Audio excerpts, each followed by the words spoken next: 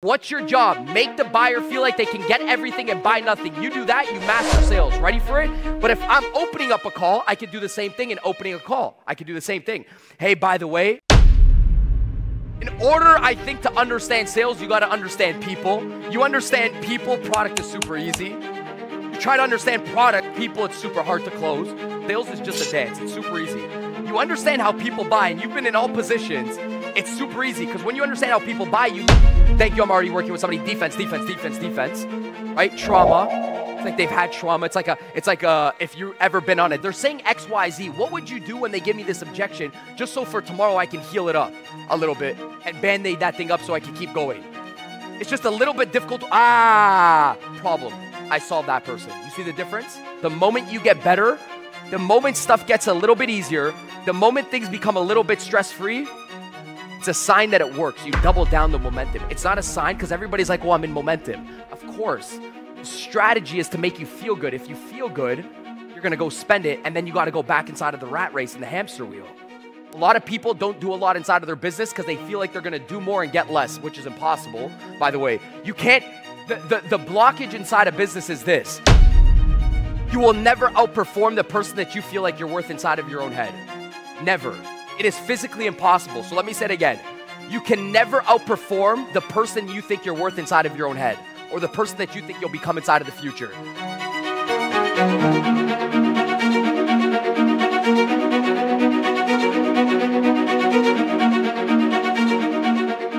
Est-ce que vous êtes prêts pour Daniel G? Est-ce que vous êtes prêts? Il y a l'énergie de 10, 20, 30 personnes sur le stage. OK? On dirait qu'il est sur la coke, là. Il est vraiment excitant. J'ai hâte de le vous présenter. Mais avant tout cela, je vais vous dire une chose. Le succès est facile. Vous savez pourquoi le succès est facile en 2024? Parce que les gens sont crissement paresseux en 2024. Ils sont fucking paresseux. Une fois, il y a une personne qui me dit, Sir-Jeanne, c'est beaucoup de travail que tu mets. Mettre des stories tous les jours, des vidéos tous les jours. Beaucoup de travail. Comment tu fais? Honnêtement, j'ai ri en dedans de moi. J'ai dit, es-tu sérieux? Mettre des vidéos, mettre des stories, c'est la chose la plus facile au monde. Right? Il y a des gens, ça dépend des perspectives. Il y a des gens là, ailleurs dans le monde, ils doivent travailler 12 heures, 15 heures pour faire 10, 20, 30 $ par journée. Incroyable, c'est plus facile que jamais. Aussitôt que vous mettez du travail, aussitôt que vous n'arrêtez pas, le succès va venir. Tant et si longtemps que vous n'abandonnez pas, tant et si longtemps que vous n'arrêtez pas, vous ne pouvez jamais perdre. Rappelez-vous de ça. Tant et si longtemps que vous n'arrêtez pas, vous ne pouvez jamais perdre. All right? Merci. On va présenter Daniel G. Avant tout cela, je vais montrer la vidéo de Daniel. Let's go.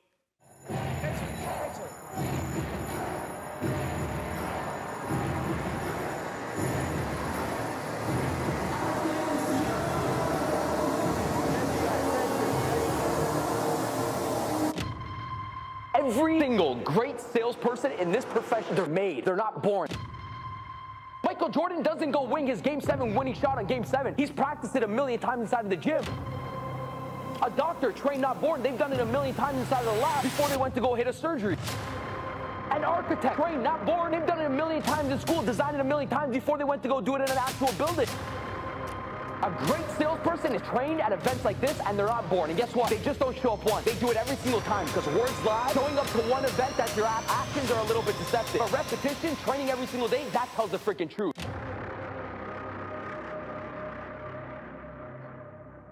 All right. Je vais l'introduire, all right? Train over 1 million salespeople online and offline across all industries. Label world #1 sales trainer 2023. Spoke over 550 stages around the world. Responsible for over 200 million in sales. Over 2.5 million followers across all platforms. Please welcome Daniel G. Let's go!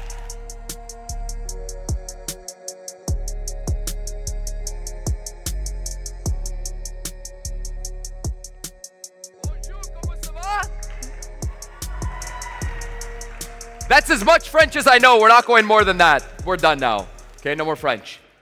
But first of all, I appreciate the Elev8 team. Thank you guys for having me. Montreal, you guys better have a lot of energy. If you guys ever watch me, I got a lot of energy, by the way. First of all, raise of hands before I start.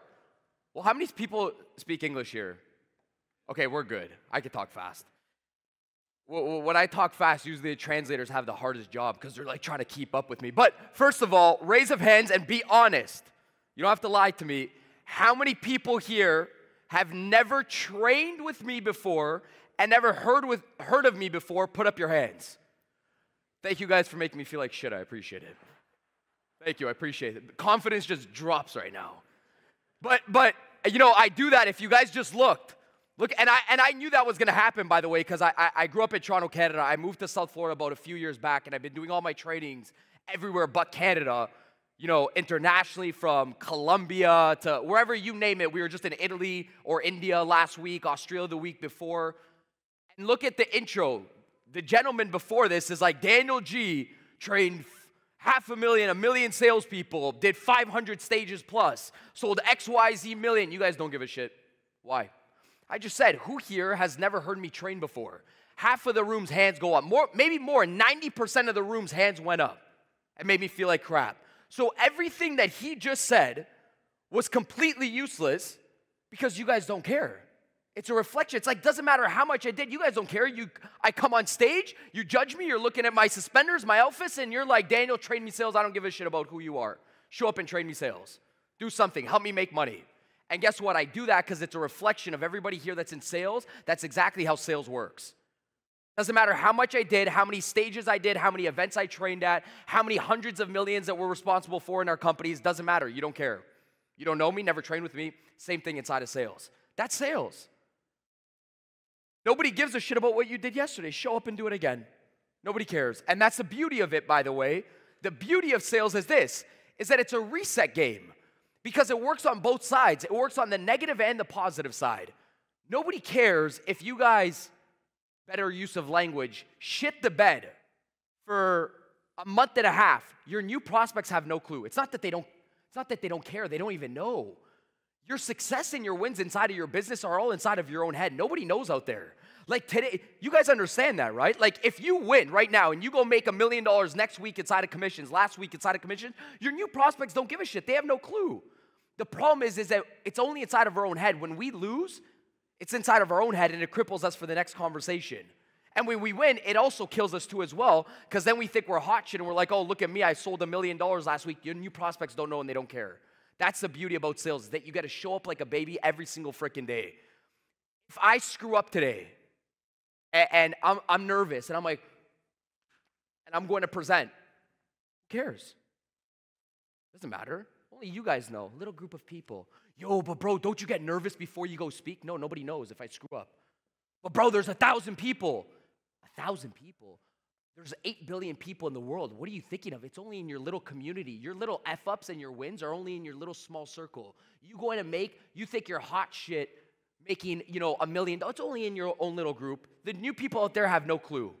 That's the beauty about life. You can never be in a negative inside of business. I never lose. That's where confidence comes from, by the way. Realizing when you never lose, you're never in a negative. A lot of people don't do a lot inside of their business because they feel like they're going to do more and get less, which is impossible, by the way. You can't, the blockage inside of business is this, is that if I reach out to more people, I might lose something, but you never had the people in the first place. You can't lose inside of business. You can never be in a negative by going to prospect more. It's impossible. You never had the prospect in the first place. Imagine this, if your whole life was based off what I just said, because you guys would do 100 times more inside of life. If my confidence comes from never losing, because I don't lose, because if I'm born, if I show you a picture of me, when I was born, I was 9.5 pounds as a fat baby when I was born, 10.5 pounds, chunky baby. You go look at that picture of Daniel G when I was born. G is not my real name, it's Guaragna, but it's too hard in Italian, so I just shut it down to G. My grandfather hates that, by the way. My nonno's like, wow, what a disrespect to the family. You're a Guaragna and you put your name as G. So I always tell people, I'm like, listen, imagine you looked at yourself as a baby and to the day you die, you don't freaking lose nothing. Meaning, everything you do for your whole life, you're in profit. because you never had customers when you were a baby. You never had social media when you were a baby. You didn't have $1 million when you were a baby. You don't freaking lose. Society programs us that if we do more, we get less, but you never had them when you were a kid. You were born on this earth with nothing. You die with nothing. Everything inside of that, in between, you're in complete profit. That's how you have confidence inside of life. You can't go up to somebody and get less. Man, you know, I want to go up to that girl. She's hot. Go up to her. Say she's pretty. Go up to her. Yeah, but man, you know, what if she has a boyfriend? I don't know. Bro, listen. You don't go up to her. Here's what happens. You go home and you still make love and have sex alone tonight. You're in no negative. You're back to square one. Right now, what are you doing tonight? Making love to yourself, dating yourself, eating by yourself, right? Perfect. If you don't go up to her, there's only one guaranteed result. We don't know if she has a boyfriend. We don't know if you look good or not. We don't know if she likes your suspenders. Who knows what she's going to say to you? But I can guarantee you if you don't go up, you're going to be at square one making love by yourself tonight and eating dinner alone tonight. So you're only in profit by going up to her. You can never be in a negative. That's business. Welcome to business. You can never go up to a prospect more, and get less. You can't talk to 100 people and go negative. You never had the prospects in the first place. Beauty about business. All right, let's dive into it. So how many people here are in sales? Raise your hands if you guys are in sales. Well, my language tonight. Okay, cool. I don't even have time to give you guys a story because I'm gonna get cut for time here. But maybe if I have another 5, you know what? It doesn't even matter about the story. I could talk about the story for 10 minutes, but this is what happens. Some people say, oh, I did 100 million in sales, and this is where I came from. And at the end of the day, you will judge the person towards the end of the talk if they're about that shit, so it doesn't even matter. You will say, yes, this person is worth that, or that person did that, based on how they train you guys. You care about what I give you guys today, so I could shortcut the story. We could do it in 5 minutes. But now that I have a sales audience, I want to go over a few things before we even dive into some training. Is it okay if we do some sales training today? Is that cool? Like we get a little bit tactical? Yeah? Okay. Don't hype me up, because I'll role play with you guys all day today. And I'll call people out, so don't get too excited. So I said, is everybody in here in sales? Everybody put their hand up? Great. Okay, cool. Let's review a couple things before we go into the new year. It's February right now. Let's review some of the goals. So the first thing is this. Write your goals down. Okay? So I'm going to show some people how to set them this year, your sales goals. Because I feel this is what we do. We go into last year. Let's say last year somebody here made $150,000 inside of commissions last year, right? So this year, I go ask you, Mark, what's your goal this year? Oh, man, you know, my goal is to make, you know, last year I did 150. This year I want to do 300,000 inside of sales. Okay, good. Got a better question for you. Who here has made $1,000 in just one day? I'm going to ask a question right now. And everybody can put their hand up if you did.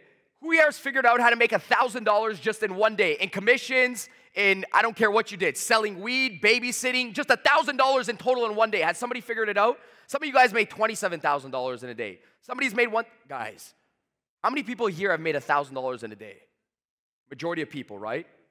Okay, cool. It's not hard to make $1,000. Like, I mean, some of you guys have made $100,000 in a day, but just one day, you could even be 16. Some of you guys learned how to make $1,000 in one day when you were 16. You sold a bed, you made $1,000, right? 100% of hands went up. Now, how many people here make $30,000 a month, $365,000 a year every single year? Raise your hands.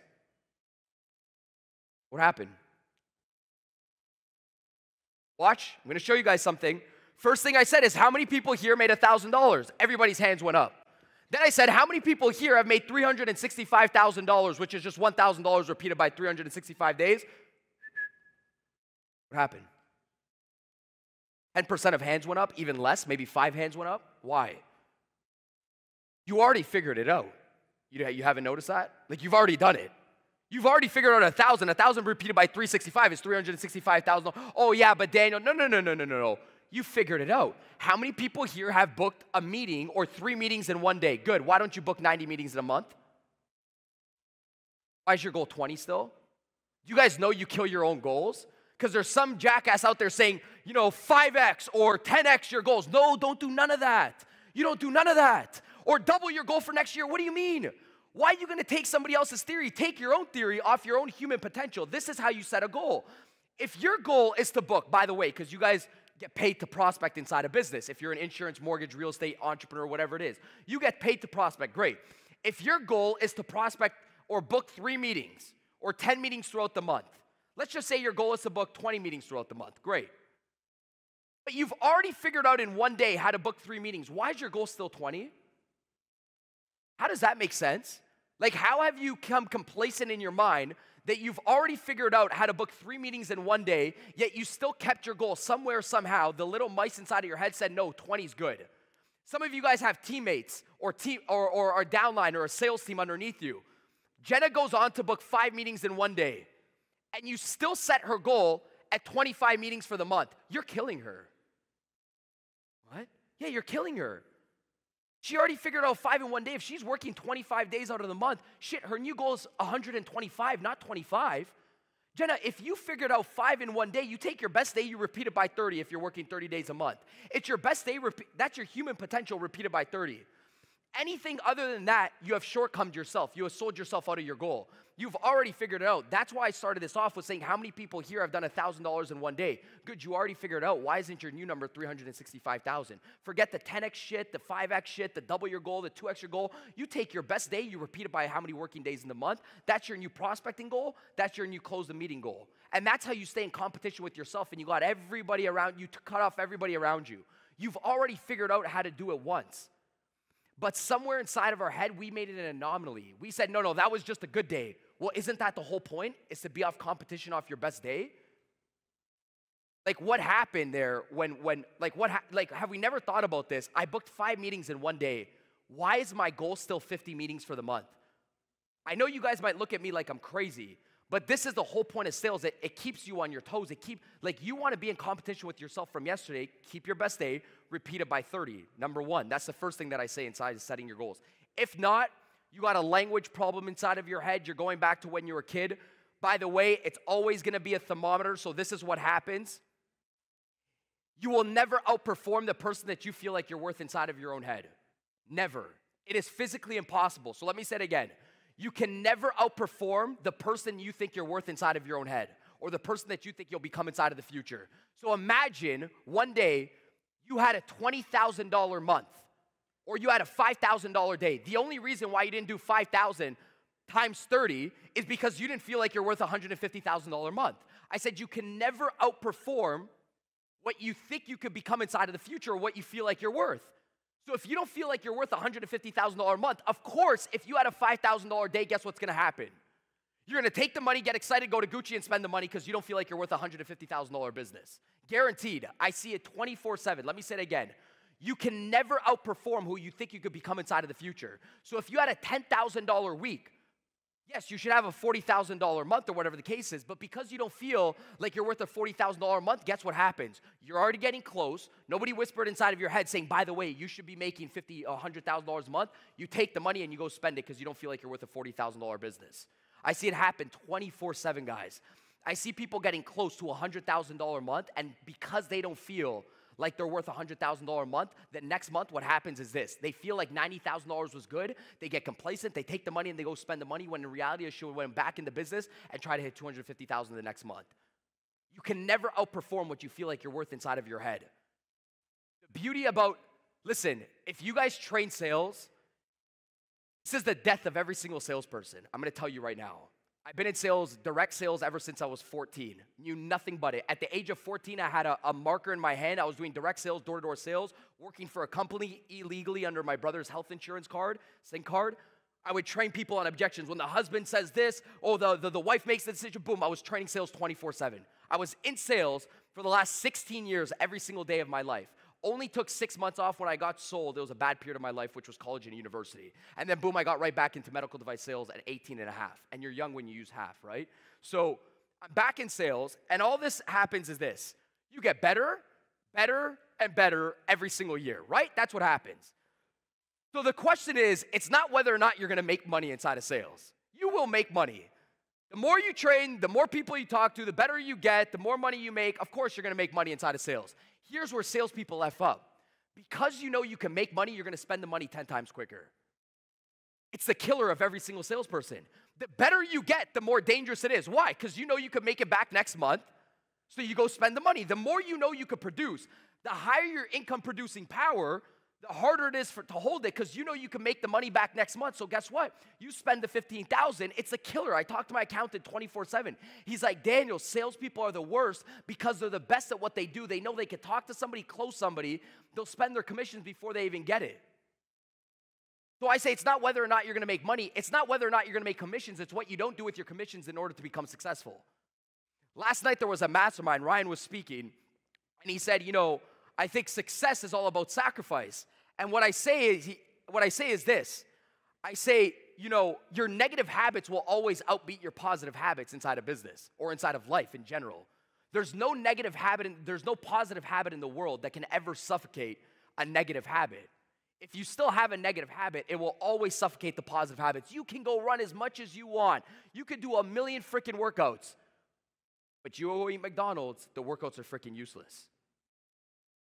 I said your negative habits will always suffocate your positive habits. It's not whether or not you make the commissions, it's what you don't do with your commissions that make you successful.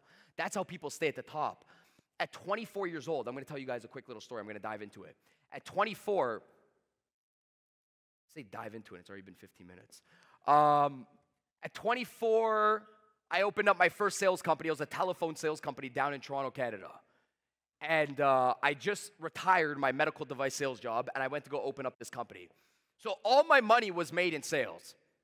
Social media just started blowing up at the time, and I understood social media very early on. Like, I understood it was entertainment first, education second, by the way. It's, it's media, socialize people, educate and entertain. I understood it when it was popping off 7 to 8 years ago. So that's what I said I'm going to do. Okay, you got to look good, dress good, hook everybody, be entertaining on camera, right? It's like a movie to me, social media. Then this is what I started doing. I'm like, all right, let's make the office nice. Let's buy all the nice cars. Didn't even have an exotic car when I was in medical sales. Could have bought an exotic car before. I was driving a nice car, BMW, but I said, okay, now we're going social media. Let's be the young kid, made money. Let's get people to ask him questions what he does. So I went to go get a Lamborghini, which, by the way, is nothing. $4,000 or $5,000 a month on a lease. It's nothing, right? So I go get it, marketing in my home city in Toronto. I'd walk out of my car every single time. Somebody come up to me every single time. You drive a fancy car, a nice exotic car. If somebody drives one, what do people say to you 24/7? Man, what is it you do for a living, right? And it started getting worse. They would, like, my lineup of cars, it was like a Bentley, a McLaren, a Lamborghini, all at the front, right? So I tracked everybody into my sales agency, and I would just buy all these cars, and everybody come in, man, what the heck do you do? The next door neighbors would come apply. And every single time, the same line would come from somebody. Even if the person was 65, they'd come out to me outside of a gas station. Hey, bro, by the way, what the heck do you do for a living? And I'd say sales. And they'd look at me. And you'd get that stare where they'd be like, yeah, he's probably selling drugs. I was 24 years old, by the way. And then what was even worse was the people that knew me. The people that knew me, where I grew up in Toronto, Canada, the people that knew me, they knew my parents came from Sicily. The talk around town was, this guy's probably in the mafia. His parents, Sicilian grandparents, Montreal to Toronto, the mafia. So, my dad sells suits for a living. And then I said this. I said, you know what? I don't blame these people. I said, every single line that they ask me is always, what do you do for a living? Man, what do you do? And every single time I tell them sales, which anybody in the world can make $1 million in sales a year, it's nothing. $100,000 a month, it's nothing inside of sales. $1 million a year. I said, why the heck do they, what the heck's a Lamborghini? $4,000 a month. I said, why do these people look at me as if I'm in the mafia or sell drugs? What's up? I said, the better question that they should be asking me is this: what don't you do to become successful? Shit, I could have afforded that thing when I was 20 years old.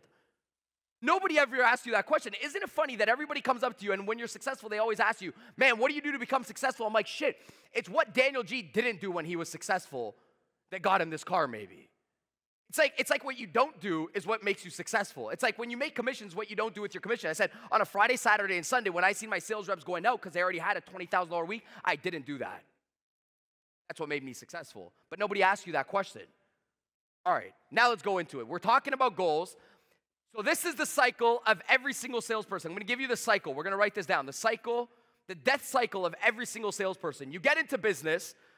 Some people may have been in business for, 10 years. Day one inside of business. Daniel G's day one knocking on doors inside of business. 14 years old. Daniel, this is what my manager told me. You suck. It was actually a weekend. I know some of you guys get encouragement. My manager was like straight up New York style. He's like, you suck at sales, by the way. We would actually, it was my vice president of sales. He came up to me after a weekend. I made $850 commissions. The second week, he's like, by the way, I just want to let you know you suck. And I'm 14 years old. He's like, can you take it? I'm like, yeah, I can take it. But what the heck do I do to get better? He's like, okay, I know you could take it. He's like, that's why I told you. He's like, this is all you're going to do because you suck. You ready? I said, yes. He's like, he knew I didn't give a shit about emotions, being passionate about the product. He knew I was broke. Some of you guys are waiting to become passionate to sell something.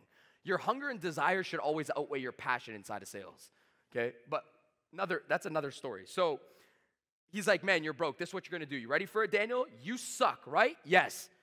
You're just going to do this. You're just going to talk to more people. You're going to prospect more people. You're going to run door to door. You're going to smile more. You're going to be more energetic because all you can do is, number one, is control your numbers inside of your business. That's it. Because you suck, this is what you do in the beginning. You prospect more people. You talk to more people, right? You knock on more doors. He's like, you smile more. That's it. He's like, you jump your lawn. Some people are going to walk to the lawns. You jump over the next lawn and you knock on the next door. He's like, you just knock on more doors. Do more. Then what happens inside a business? Day one, you suck inside of real estate. What do? Call a bunch of people, right? It's not either this or that. Whoever tells you this crap where it's like, oh, real estate and sales is, it's just a skill game. And then you got another trainer telling you, no, it's just a numbers game. You just got to do it. I heard this shit growing up my whole life. I started studying sales at 14. Tom Hopkins, Brian Tracy, Zig Ziglar. I would hear all these messages, and I would sit down, and I'd be like, what the heck is it? Is it a skills game, or is it a numbers game? Both. Don't pick. It's a skin game, thick skin, and it's a skills game. Why would you pick? It's both. You suck in the beginning, you work your numbers, you keep getting better, you keep working your numbers. Why do you have to pick? It's a skills game and it's a numbers game. So this is what happens. You get in the beginning, you work your numbers. Everybody went through this cycle. You contact 100 to 200 people a day, you're doing your cold outreach. Then what starts to happen? Stage number 2 of your cycle. Your skills start to increase, right? So you start getting a little bit better. What does that mean? When somebody tells you, no, thank you right now, I'm just already working with a mortgage broker or an insurance rep or already a real estate rep, boom, you can deal with the objection in 2.5 seconds, right? So your skills start to get better naturally. You suck, you train, you get better, right? Your skills start to get better. Stage number 3, what happens? Your skills get better, your percentage goes up. What does your percentage mean? You talk to every 100 people to get a booked meeting. Now you talk to 1 in every 50 people to get a booked meeting. You used to sit down and have to, sit down with 1 in every 5 listing appointments to get a listing. Now it's 1 in every 2. You used to close 1 every 2. Now it's 1 in every 1. And guess what starts to happen? You suck, you work your numbers, you get better. Your skill goes up. Your skill goes up, your percentage and your money goes up of closing. So now what you can do in 50 dials, you can do in 25 dials. This is the cycle. Guess what happens? The moment the input starts coming in, the money starts coming in, the fucking output drops. Insane. You see that happen 24/7 on a micro and a macro scale. You start getting better, you start closing more, the money starts coming in, and then you stop prospecting people.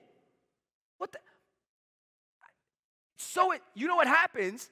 You start getting good. Your skills go up. Your percentage goes up. You start making $50,000 a month, and then you're like, shit, I'm good. $50,000 a month, let's check out and let's go to Maldives for the weekend. Let's go to Bali for the month. You go to Bali for 1 month. Then you come back and you're like, oh shit, I don't have a business. Where did my business go? Oh, because you fucking stopped this thing when you're already in momentum. Momentum is the scariest part of business. It's not a good sign of business, it's scary. Because momentum says this, you're getting better, the percentage goes up, double down the freaking work ethic. It's a sign that it works.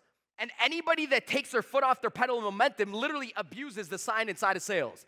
Any single time you get in momentum, it's a sign that whatever you did is actually working. Why don't you double down the work ethic? You double down the work ethic, you double down the skill sets, double down the skill sets, double down your percentage. This person that keeps compounding this cycle, they become a freaking beast inside of sales. The person that identifies that the moment they're in momentum, wait, let me double down the work ethic. All I do is I get paid for this thing. But then when you get to $50,000 a month, this is your mindset. You're like, well, Daniel, I'm making $50,000 a month. I got a team of 10 people. Why do I have to prospect every single day? Now you got to do it more than ever. Why? Because maybe it's not even for you anymore. It's monkey see, monkey do. The people in the office see. How are you going to tell somebody at the office to prospect and you're not prospecting yourself? Monkey see, monkey do business. Oh, he's telling us to reach out, make content, do social media, prospect people, and he doesn't do it. I'm probably not going to do it. Still your numbers. So I say in business, number one, watch your numbers. The moment you get better, the moment stuff gets a little bit easier, the moment things become a little bit stress-free, it's a sign that it works. You double down the momentum. It's not a sign because everybody's like, well, I'm in momentum. Of course, the strategy is to make you feel good. If you feel good, you're going to go spend it, and then you got to go back inside of the rat race and the hamster wheel. That's what everybody does. Instead of saying, wait, why don't I just compound this momentum thing for so many times until one day it blows up and I wake up in the morning and I have $1 million check because I compounded this cycle a bunch of times. The moment I made 20,000, things got easier, things got stress-free, boom, I compounded the cycle one more time. The moment input starts to come in, you should double down the output, I always say, inside of sales. Number one, okay? So look at your cycle 24/7. Number two, monitor your language inside of sales. This timer thing's stressing me out. So, you see, you guys asked me why I talk fast, because I wouldn't get what I need to get done within 40 minutes here. That's why I talk fast. They're saying 15 now out here. If I'm going to get kicked out today. It's one of those days where they kick me out. So, the language, what do I mean by language? Language usually kills us and it kills our team. Anybody out here has a team? Anybody out here is part of a team? Okay, great. So what does this guy mean by language? Well, there's two types of language, I think, inside of sales. The first one is, and this is how you lead people. People will tell you how to lead them. Some of you guys lead people with the wrong language, and you can identify it in 2.5 seconds. When people say, man, who should I work with in the business? Well, you work with the willing. Well, Daniel, who's the willing? Well, it's very simple. If Sarah comes up to you and Sarah says this, oh, Paul. Yeah, what's up, Sarah? Paul, it's just so hard right now in Montreal. The interest rates are, just, booming. Nobody wants to buy. Nobody wants to sell, right? There's always a freaking excuse for sales. It's just super hard. Sarah? Yes. You see the door? Yeah. Sarah, don't let it hit you on the way out. Don't let it hit your fucking ass on the way out. Why? You just gave up already. You came in my office and said, Dan, I quit without telling me it, but you quit. How? Because you came in my office and you said it's hard. You basically came in and said, hey, Daniel, I give up prospecting for today. Your language has told me, by the way, I've already given up. You came in with a complaint. You didn't come in with a problem. You've already quit before you started. Some salespeople in the day quit before they start prospecting. Well, what do you mean? Yeah, the person that you serve as a leader or that I serve is like this. They come in the office and they say this. Hey, Daniel, by the way, yesterday I made 140 dials inside of the Montreal area. I was calling people. They're saying X, Y, Z. What would you do when they give me this objection just so for tomorrow I can heal it up a little bit and Band-Aid that thing up so I can keep going? It's just a little bit difficult. Problem. I solved that person. You see the difference? One person did some shit, figured out some shit that they're struggling with, and they want to heal it. The other person says, it's hard. You can't outperform that. You guys see the difference? The other person already gave up on you, and you know what you do? You go wipe their ass. And you're like, oh, okay, well, let's figure. The person said, I don't want to work. But you don't know that. The person literally came up to you and said, I'm lazy, I don't want to work. And you're like, okay, well, let me just wipe your bum a little bit. No, don't let the door hit you on the way out. And by the way, if your team doesn't know this, there's no standard set. They don't know what to say. So if you haven't set the standard saying, hey, by the way, we don't do complaints, we only do problems inside of the office. I love problems. Problems mean this. You did some shit, you figured out that something's wrong, now you came to me with a problem that you want to solve. That means you want to make money. I like that. But when you come in and say, oh, it's just hard, to prospect in Montreal, it's hard everywhere. You know that line that I hear, oh, it's not a buyer market, it's a seller, nobody buys, nobody wants to buy shit. I hear that all around the world. Doesn't matter what city or country you go to, complainers will find every single freaking excuse. There's somebody that was supposed to come to this conference right now. 4 seats may be empty. And you want to know the DM that the Elev8 team's getting is this. I'll show you what it is. Hey, by the way, I bought a ticket to the event, but there was a lot of traffic, and I'm in Gatineau, and there was a lot of traffic, and I couldn't get to the event. Is there any way I can just get the virtual recording or get a refund? You want to know the text message I got yesterday? Wait, watch this. I got a text message yesterday because we have this CRM set up in Instagram. So somebody sent me this message, then I sent it off to the owners of the event. Hey, where did you go? Okay, wait. Let's look at this message right now. Look at what this guy said. Look at what this guy said. He sent a message yesterday. Just see 2 types of people. Hey man, the event is sold out. I can't lie about this. The event is sold out. Could you get me two tickets? I'll drive 12 hours. And there's another person saying, oh, it's busy. I'm 45 minutes away. Who do you think wins inside of business? And you know what you do? Okay, Margaret, let me give you the virtual recording. We're going to do a virtual meeting today. Why the f do you make it easier? There's a person that's willing to drive 12 hours out. It's like you don't make it easier. When you make shit easier inside of your sales business, you attract weak people. You raise the standards, you attract winners. You drop the standards, you attract losers. No, there's no refunds, there's no virtual. Have a good day. Right? I always say, this is my line in business when somebody comes on the sales team. So we have, sales staff on the floor. I always tell my sales team this. I'm like, listen, 1, 2, 3, 4, 5. I said, my job is this, 1, 2, and 3. I will help. You do 4 and 5. You sell. No, I'm doing 1, 2. I do 1, 2, and 3, but you do 4 and 5. I will help. You sell. Because I'm not going to do the wiping ass thing here. I'm not going to, help and make the calls and make it virtual. No, I will help, but you got to freaking make the calls. I will help you, but you make the calls. The problem is we get into babysit mode. I do 1, 2, and 3. You do freaking 4 and 5. We get into babysitting mode. We wipe ass. This is called coaching. When you keep doing things and making things easier for them, that's it. They become dependent on you inside of the business. All right. How we got into this through these tickets, but 8 minutes left. Whew. Gets me more nervous here. All right, now let's get into some sales training because I promised some sales training today. In order, I think, to understand sales, you got to understand people. You understand people, product is super easy. You try to understand product, people, it's super hard to close. And by the way, you don't need to, I don't like when people are like, oh, you got to understand every personality type of every buyer, if they're a green buyer or a red buyer, and then you're fucking doing algebra and charts on somebody to figure out who you are when you're sitting in a meeting. I'm like, listen, I don't have time to read horoscopes here, okay? I don't, it wasn't in me. I'm not that smart. You just got to understand what people do. People do 1 or 2 things inside of sales. That's it. If you understand what people do, you could lead the dance. Sales is just a dance. It's super easy. You understand how people buy, and you've been in all positions. It's super easy because when you understand how people buy, you lead the dance. And they're always in 2 positions inside of sales, okay? Position number 1 is defense, obviously, right? Position number 2 is hype or over-embellish. What's the difference, Daniel? The first one is, I'm going to get everything, buy nothing, right? Or the second one is, or the first one is, sorry, no thank you, I'm not interested. Thank you, I'm already working with somebody. Defense, defense, defense, defense, right? Trauma. It's like they've had trauma. It's like if you ever been on a date before you were married, before you have a boyfriend or girlfriend, you ever been on a date and the guy or girl's like, they're sitting down at a date. They're sitting down and they're like, hey, listen, I'm just not ready to commit to anybody right now. I'm just, ready to do my own thing, fly like a bird. And you're sitting down being like, why the fuck are you on a date? Well, the person's basically saying to you, I'm traumatized right now. I don't know what I want, but I'm effed up in the past. Guy or girl says this to you, and you're thinking in your head like, why the heck is she out with me? Or he out with me? Well, maybe there's another reason. But aside from that, you got a little bit of trauma. Prospects have trauma. So they come in defense, or they come in and they overhype you, by the way, and they're like, yeah, I'm ready to get started. And then you're like, oh, okay, and you get excited, and you don't know how to play the dance. They're either defending their cards or they're hyping you up. They're probably hyping you up for 1 or 2 reasons. Either A, because they feel bad, or B, because they want the information quick. They like stealing information. A buyer's job, get everything, buy nothing. Buyer's job, right? Get on a phone call, and this is what happens. If everybody makes calls, first thing a sales prospect says to you, they want to just drive it. The hype buyer wants to drive the sale, and you get excited. And they ring, ring, ring, they answer. Okay, yeah, by the way, yeah, it's okay. Listen, I don't need to hear all the facts and the figures and the details. Jonathan, what's the price? You guys ever get that person that just needs to know the numbers right away?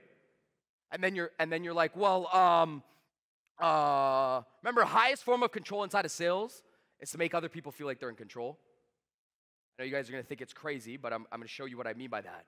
So watch what happens when somebody drives this question to you. Right? You guys get that buyer that just wants to drive the sale. They're like, hey, by the way, what's the price? What's the listing cost? I just need to know the price up front. You sell a program, product, offer, service. What's the price? And now you're like, okay, shit. What do I do here? So the first person goes like this. Watch. You got to lead the dance. First person says this. Well, listen, I can't really do that right now because I need to know a little bit more about you. And that way, if I know a little, done. Why? Because you're off frequency. You're already arguing. Well, I can't do that right now. Whoa, whoa, whoa, whoa, whoa, whoa, whoa. Highest form of control, make the prospect feel like they're in control. So then the other salesperson does this. Because you can't do that because now you're arguing with the person. Now they feel like, oh, this person's in a battle with me. Then the other sales rep does this, give them the price. I hear these comments on my Instagram, why don't you just give them price? So then what do? You're like, well, yeah, so it's $5,000, but done. I'll sit. You lost, you jumped. So now you're sitting back and you're like, Dan, what the heck do I do? You just hit both scenarios. What's next? The first scenario was you argued with them and you didn't give them the price. Second scenario is you're like, I'll give it to you. Then what do you do now? Now you're stuck and be like, guys, I said the highest form of control, make the prospect feel like they're in control. You don't got to argue. You know this. You've dealt with objections. Hey, by the way, Mr. Prospect, Miss Prospect, love that you asked me that. I get on phone calls every single day. It's my job as an account manager inside the office, whatever your title is, it's my job to get on phone calls with individuals and meet individuals, to support them, help them, and serve them through their mortgage, their mortgage journey, their real estate journey, whatever the case is. And I freaking got to sit down for an hour and a half to tell them right now why it's a good market to buy, talk about, review the documentation, the facts, the figures, and it takes me an hour and a half. Finally, I get on a phone call with somebody, and they just want to know the facts, the prices, right up front, so you could take it back and you could do your own research, right? So I'm just glad that right now I could just get on a phone call, just whip you out the price in 2.5 seconds. Boom, you could take the price and go make some comparables. Let me get you out the price in 2.5 seconds. Let me ask you a question, John, before I do that. Hey, by the way, when's the last time you were in the market? Boom, I'm back inside a conversation. One question can turn into 20. Why? I'm not off frequency with my prospect. I know I said that fast, right? Oh, shit, I'm fast. My job is this, make my customer feel like they always win. Hey, I'm back inside a conversation. One question turns into 20. I said, hey, by the way, I love that. Stroke it. I love it, man. Finally, I get on a phone. And by the way, you can't say shit just to say you said something. That's the worst thing inside. But Daniel, I said the script. You just said it to say you said it. You didn't say it. You just said it. You're like, yeah, it didn't work out. Yeah, because you sounded like a deadbeat when you said it. You weren't embodied inside of the script. The same thing, watch this, because I could drop defense on any single way. If this is a sales cycle, right? This is your sales cycle. You close somebody. Before you close somebody, you got to deal with objections. Before you deal with objections, you got to present to them. Before you present to them, you got to, ask them some questions. Before you ask them some questions, you got to open up the meeting. Before you open up the meeting, you got to prospect somebody, right? Sales cycle. Okay, watch this. You get on a phone call with somebody.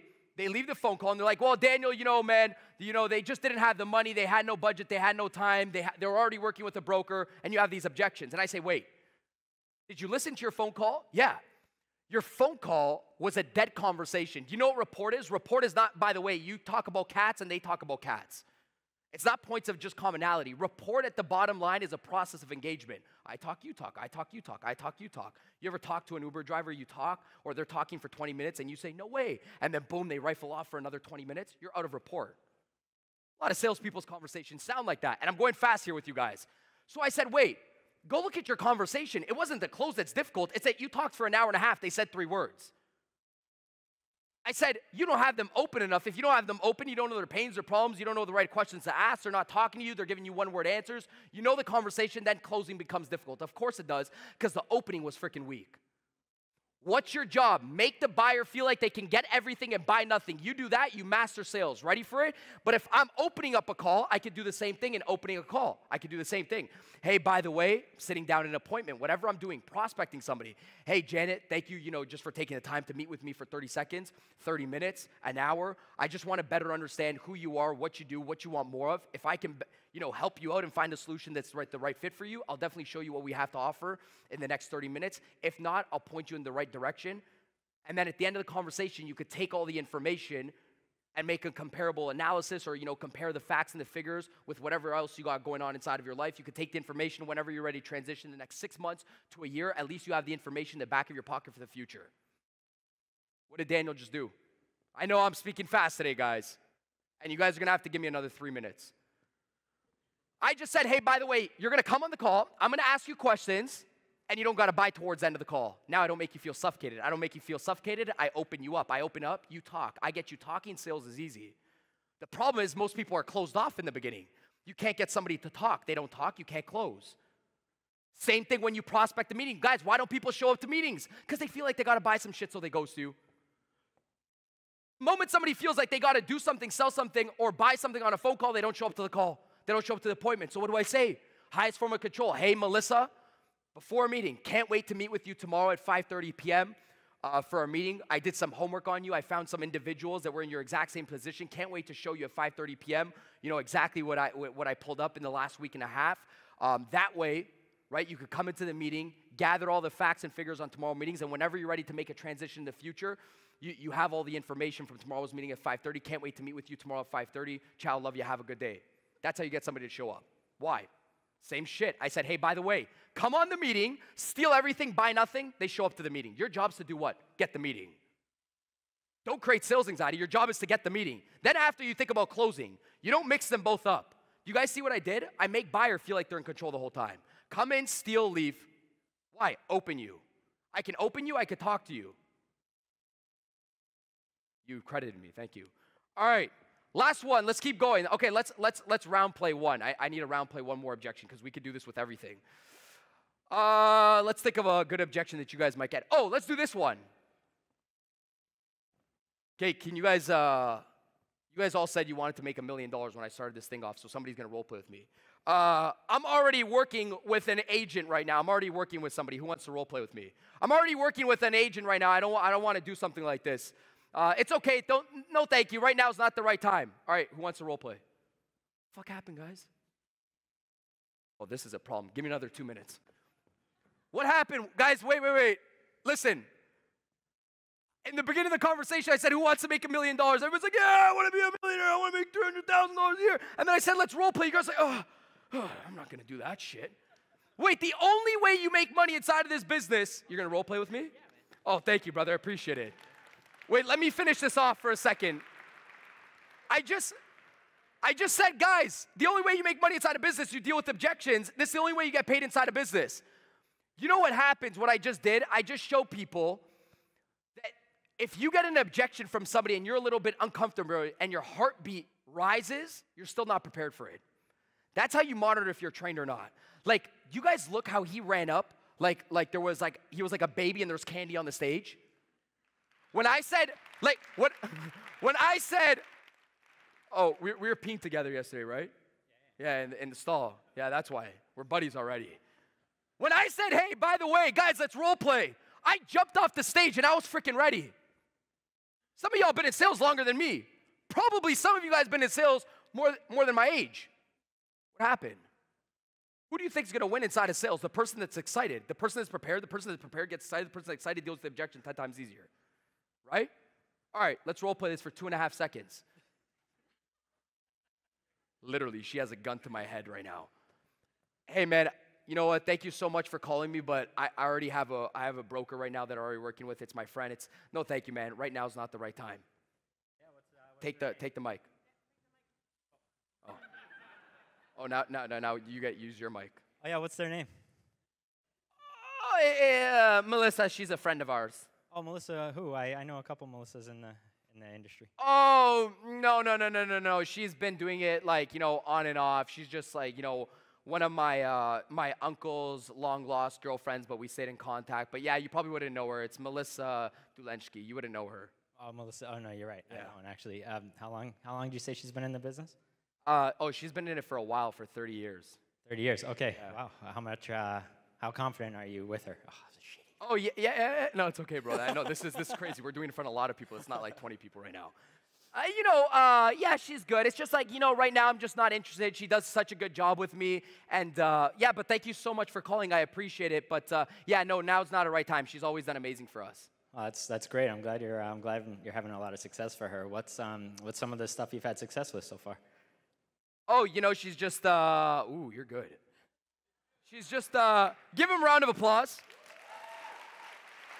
Oh, she's just, she just does everything I want. She's super fast. When I ask her for something, she does it, before she said she's going to get it delivered. If I ask her for something at 7, she delivers it by 6 p.m. She's just like always on the ball. And honestly, it's like she has no other clients but me. She's the best.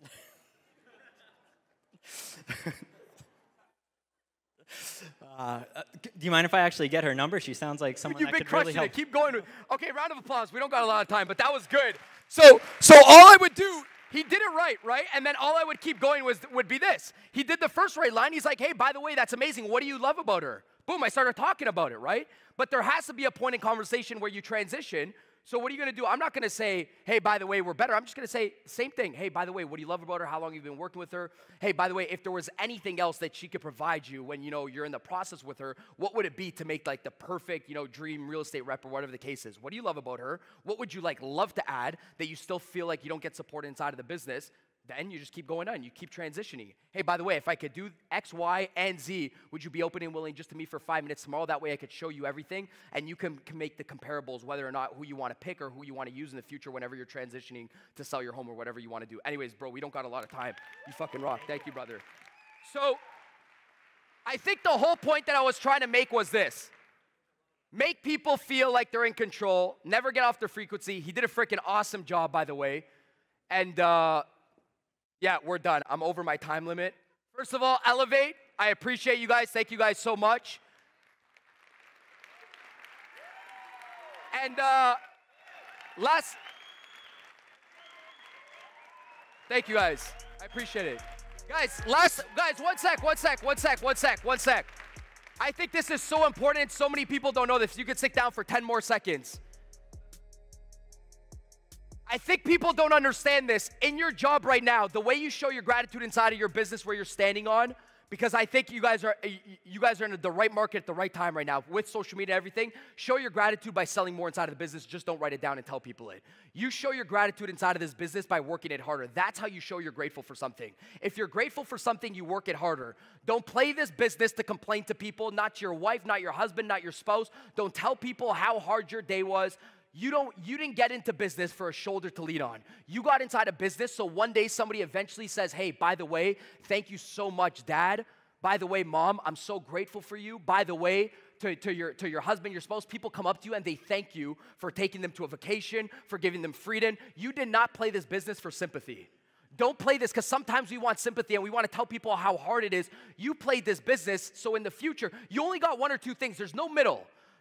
There's no middle. Either in life, people say, I'm grateful for you, or they say, I told you you couldn't do it. And I think the scariest thing inside of life is hearing that towards the end of your career. If you guys just started, I told you real estate just isn't right for our family. We don't create millionaires. Dad, I don't want sympathy. You want to work your business so somebody one day comes up to you and says, hey, by the way, thank you for bringing me in this business. Mom, Dad, thank you for bringing me to Disneyland. Mom, Dad, thank you for paying me this. That's why you work your freaking business. You work hard for people to tell you thank yous, not to tell you I told you couldn't do it. Anyways, guys, I love you guys. I'm running out of here. Thank you, guys.